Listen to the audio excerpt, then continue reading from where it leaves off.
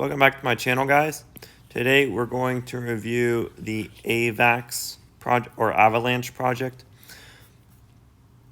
So some unhealthy things and some healthy things about the project. The unhealthy things are that it's a relatively large market cap with a token distribution that's still pretty high. Like tokens being released that are still pretty high. Social media, you're not in early. But, it has good governance and a good, strong developers behind it. And, its price action has been pretty tame. So you can probably expect that you can say with some degree of certainty that there's not a lot of hype behind it. And that's when you kind of want to get into a project, especially if it's got good, strong fundamentals. So what is this project exactly? Let's go ahead and just go over the general highlights. So Avalanche consensus is a new consensus. It achieves almost instant finality with one sub-finality within 1 second. It's, the CEO claims it's a breakthrough. Of course, the CEO would.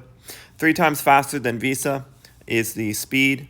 Proof of work does not scale, and it destroys the environment, according to the CEO.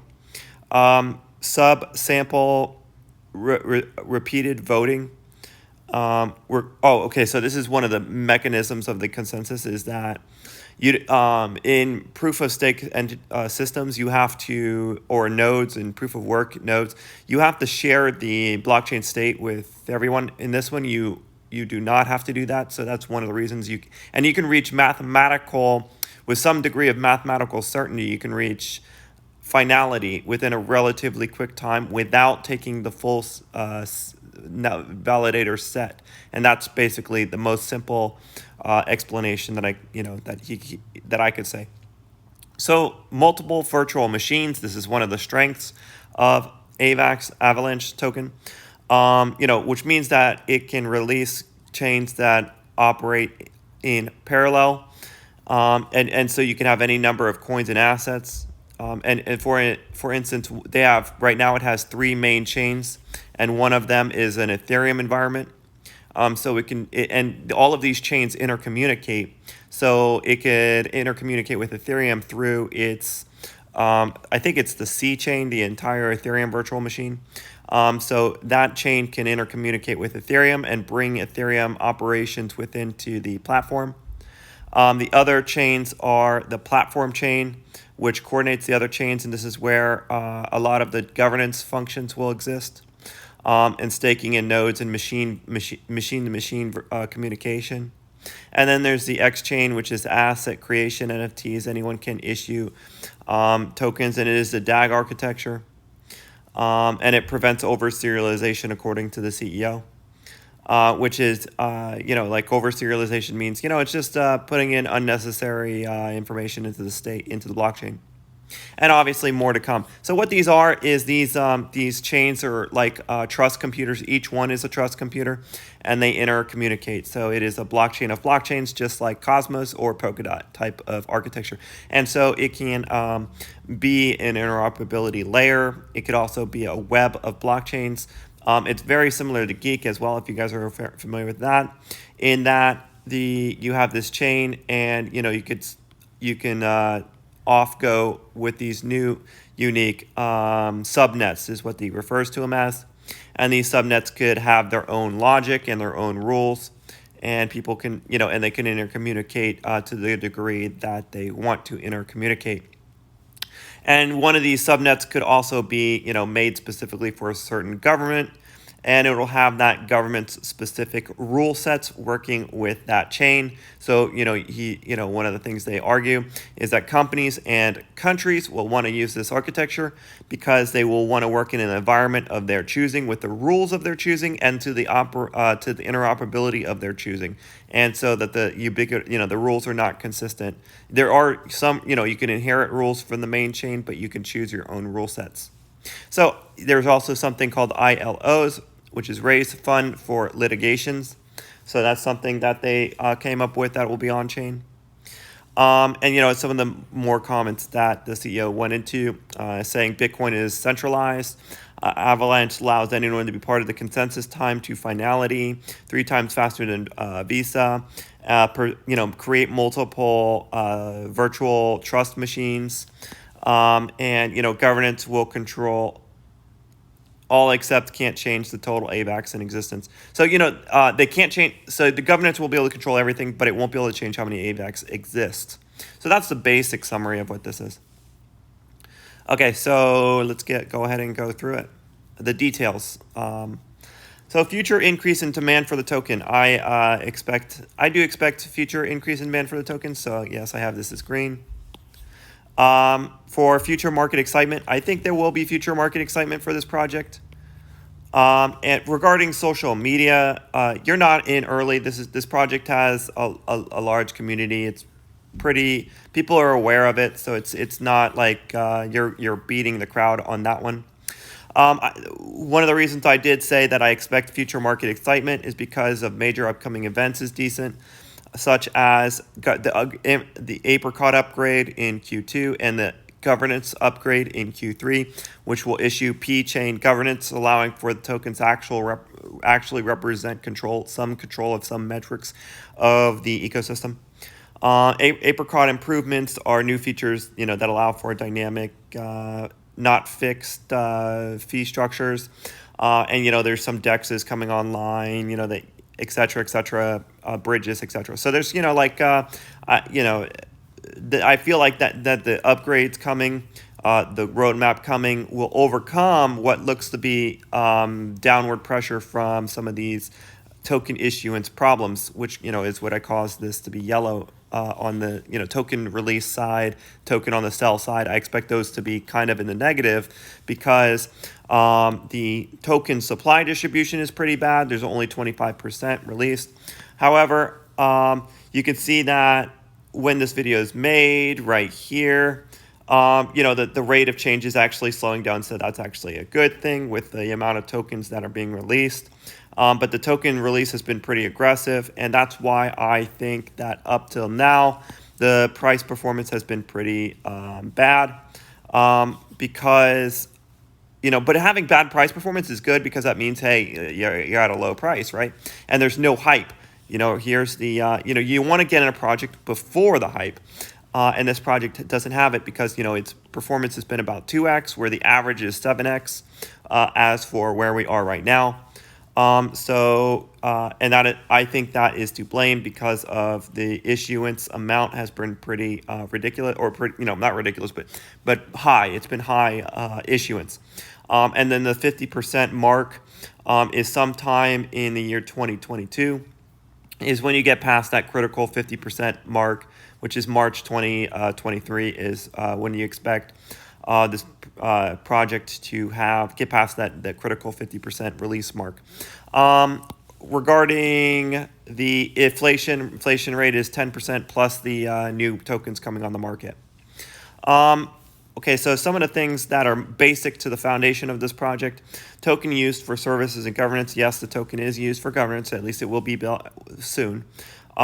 Proof of stake system. The more you stake, the higher your block rewards will be. More likelihood you're so it is an ownership when it's proof of stake like that. And more staked means higher block contributions. That means yes, the token represents ownership of the network. So you'll see new assets, subnets. To make these things, you need the token fees. And by the way, fees are burned. It's a core asset of all the chains, and obviously used for consensus. Fees that are burned tokens. So that is, I actually like that. I think that's cool. That's like a dividend. When you give fees to token providers, burning tokens is a dividend in the form of deflationary price movement. Regarding the target market, it is a 400 trillion or more market where it is, where you have defined node sets for use cases, defined rule sets. I'll get into the competition of this thing, but it's going for a huge infrastructure role. So I think that is a massive market, and there's plenty of room. I don't think there's going to be any rubbing of shoulders in the time being for that market, that infrastructure market, because There is so much that needs to be built for the future of finance. Low market cap. It is not a low market cap. It is around 2 billion and 8 billion fully diluted. But it does have a live niche. The blockchain mainnet is live. So that is a contributing strength. Okay, so regarding governance, that will be implemented soon. Democratic policy selection, P-chain control, staking parameters, and other governance functions. It will decide many important metrics. So governance will be in control of many important functionalities. Regarding strategic partnerships, I saw a lot of teams building a lot of activity there. You got Tether, Chainlink, Price Feeds, and Math Wallet coming on. And, they have Penguindex, which is doing about $1 billion in volume.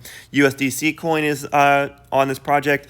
Kive, Multipad, or some of the more recent, less well-known, but more recent type partnerships.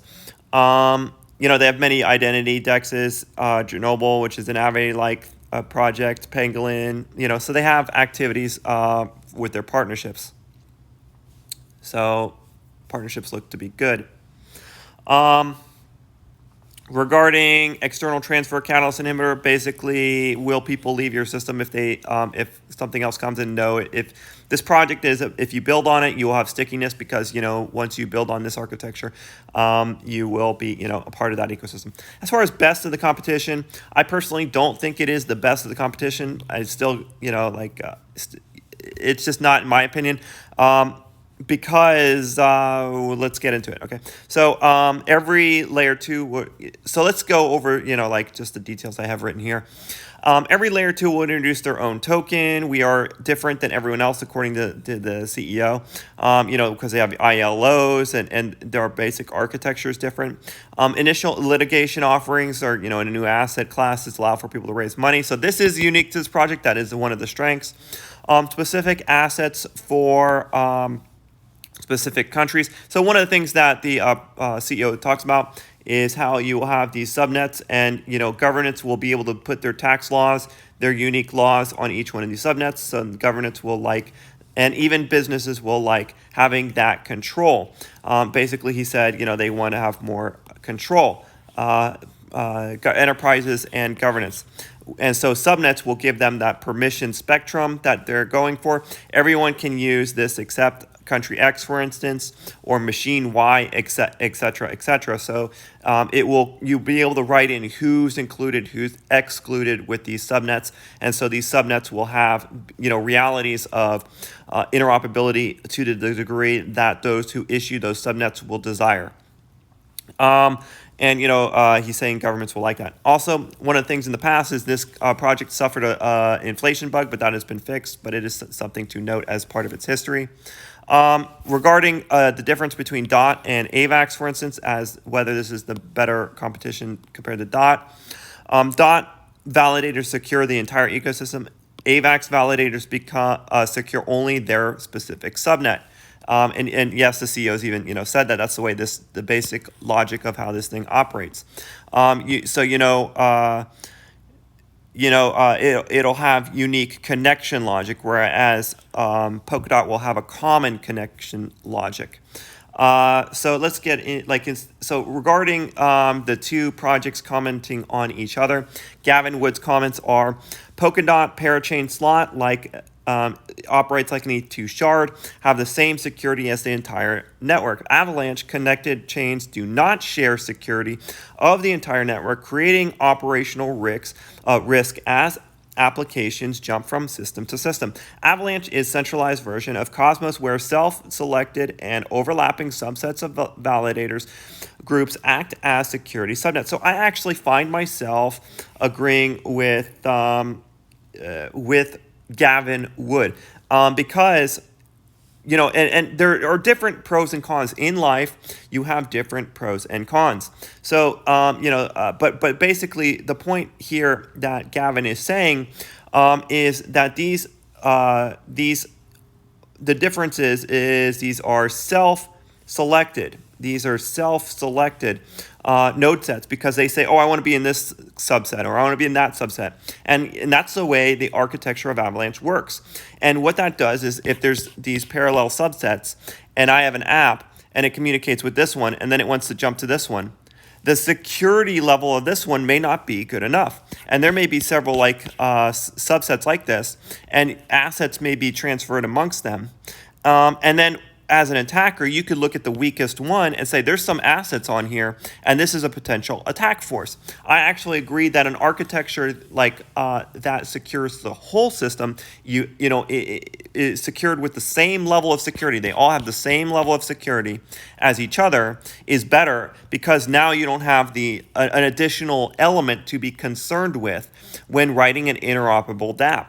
Whereas on this one, on Avax, if you do write an interoperable DApp, that DApp might transfer to a chain that has less security than your native expectation, and then could be an attack vector. So that is something that I agree with Gavin on. Now, regarding what the CEO said, Polkadot and Cosmos are in competition, and we are not trying to be the connection layer between heterogeneous networks. Like what he considers Avax to be is like its own entity with its own interoperabilities. I couldn't find much else that he would commented on those projects. So that's why I came to the conclusion. I think that it's not the best of the competition, but I do think that there's plenty of market share that this project will capture, and thus, is worth considering. Now, regarding the team, very impressive team. Emin Gunsur, professor of computer science at Cornell University, first proof of work, minted coins, selfish mining paper was written. It's a very influential paper. The other players involved in this project are John, who president, which is he's the president of the operations, is 20 years as a fintech executive. So this is the financial component of this project, which is going to go for a major financial infrastructure role.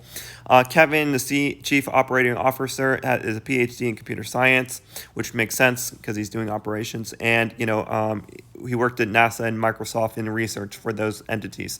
So these are talented people. Regarding CEO, I give him an 8.2. For research and tech, and successfully created $1 billion startup, which is this project. It has reached over $1 billion in market cap, and the team controls a good portion of the tokens. Long-term vision, basically to digitalize all the world's assets. That's what the CEO said. In one of the videos, he said, one of our main goals is to digitalize all the world's assets. So being a major financial hub. So yes, this project has vetted valuable people involved, showing the evidence that the management team is trustworthy. They have all that because of what they built and their record, etc. So high value upgrades from developer motivation, I do expect it to be the case. However, they do have a treasury right now, but I didn't see any mention of a treasury mechanism there should be some part of what nodes earn should go to a treasury for ongoing operational expenses. In my opinion, that's always a good thing. But for now, they're funded for the next 5 years. They're funded, so I didn't put that as a concern. And, given that this thing will have governance functions, it can always add a treasury, taking some part of the funds that the system earns to put into a treasury for future spending. So I expect value services to increase. I expect new additions to happen because the project has a well-funded treasury for development. This is irrelevant. But, there's a 2-week default lock for stake and 52-week max, and you do get higher issuance, which is a good thing. So basically locking up your tokens for longer gives you a little bit more issuance, but it does, I put that you still don't get extra governance decision making, so I put this as yellow. Okay, and what this is just for those who are new to my channel. One of the best things you can do is for longer time lockups, you get a bigger weight in control of governance, and very few projects issue this, even though I think it's one of the strongest things you can do to a project, is simply say the longer you lock up, the heavier voice in governance you get. And that makes long-term thinking, that makes people, that are not just here for the short term involved, and the decision-making for the longevity of the project stronger. And this project does not have that. Polkadot does. And so that's, another factor to consider why I said, it's probably not better than Polkadot.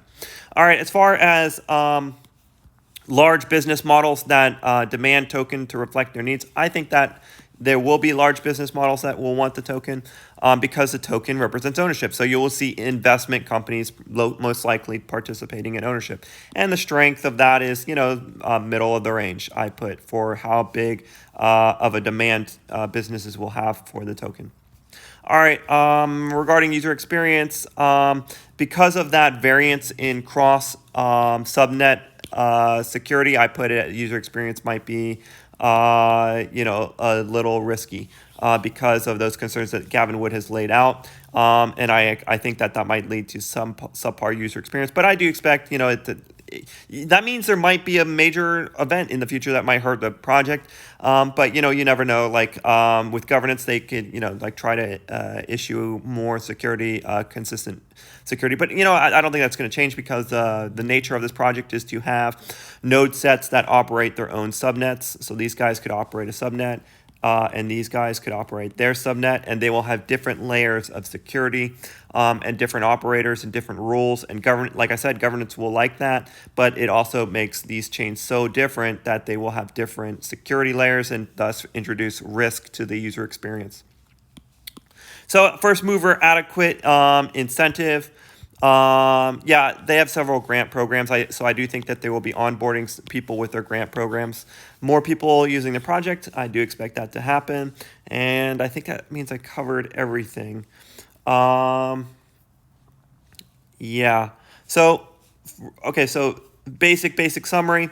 Low market cap with accomplished CEO, I put no. Early to social media, I put no. Live niche, I put yes. So that's always those factors. So the final review, pros, interoperability infrastructure. I like those type project. Massive market for such projects. Extremely fast finality times, 1/8 the size of Polkadot. Live products, which is good. Their mainnet's live. It's had poor past price performance, which it has not been hyped, which means it's good. Now, it still has pretty bad token issuance, but the poor price performance means that it hasn't had that hype, so you're not in before the hype, or so you might be in before some level of hype, which is a major pro in my book. Token burn is deflationary, and I really like that. And also governments will like this, so governments do have a lot of money. And I do expect some specific business types to like this. So it will have unique niche use cases because of that. The cons, the token release is still downward pressure, in my opinion. Gavin Wood's analysis, I happen to agree with. And also separates, obviously Gavin Wood's going to have some negative things to say because he's a competing project. But, I actually think that he's right with his considerations. It's better to have a common security rather than variable security. Okay, so as far as separate self-selected chains introduce more complexity at interoperability layer. So if you're going to be interoperability, having the separate chains, that does introduce some complexity. But, that's not the biggest concern. It's some concern, but it's not the biggest concern. Yeah, so that's all the details about this project. The very next thing I'm going to go over is my personal decisions, whether I allocated money to this or not for patrons only, and my and using base theorem and Kelly criterion and my all that stuff I'm going to start including in my analyses, and my actual assessment on my part. But what this video serves is just the information, but for my patrons they go into my actual my decision making and where I think it lies on the spectrum in relation to other projects. All right, guys, like and subscribe if you like this kind of content. I aim to bring the highest quality in-depth reviews of projects out there. All right, later.